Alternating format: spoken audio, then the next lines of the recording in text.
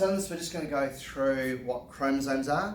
Before we can learn about any chromosomal disorders that a baby could have or be born with, we've got to understand what chromosomes are. So chromosomes are found inside the nucleus of all of our cells. So every single one of our cells has the entire set of chromosomes that make us who we are. A chromosome is made up of two things, DNA and proteins. And the proteins sort of bind it all together so the DNA doesn't fall apart. A section of DNA is called a gene, and it codes for a particular characteristic like your eye colour or your hair colour, something like that. So the best way to sort of think of a chromosome is it's got the information that makes us who we are, packaged in the DNA and held together by proteins. Not every cell wants to read and do what it tells it to for every gene. So not every cell reads every gene. For example, our skin cells don't need to read the genes that make, for example, mucus, so that the inside of our nose might need to do. So they only read the genes that are relevant for those sorts of cells.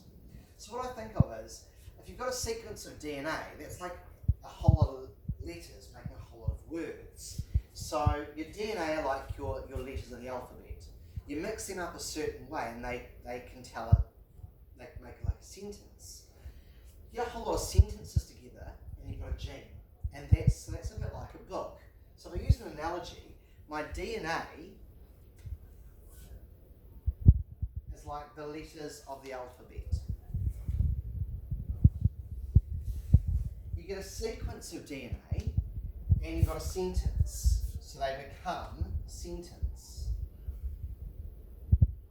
When you put a whole lot of sentences, or words and sentences I should say,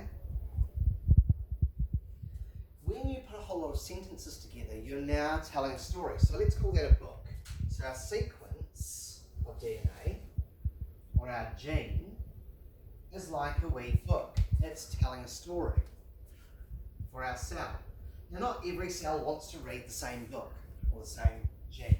So a chromosome is like a bookshelf where the cell chooses which genes or books to read. So the chromosome is like a bookshelf. Now our cells have got 23 pairs or 46 chromosomes. 46 chromosomes inside them. So each one of our cells has got a whole lot of these bookshelves.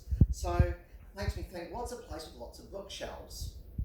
A library or a bookstore. So keeping our analogy going, the cell or the nucleus is like a library. And in that library are all the instructions to make me, me, and you. So our chromosomes are really important.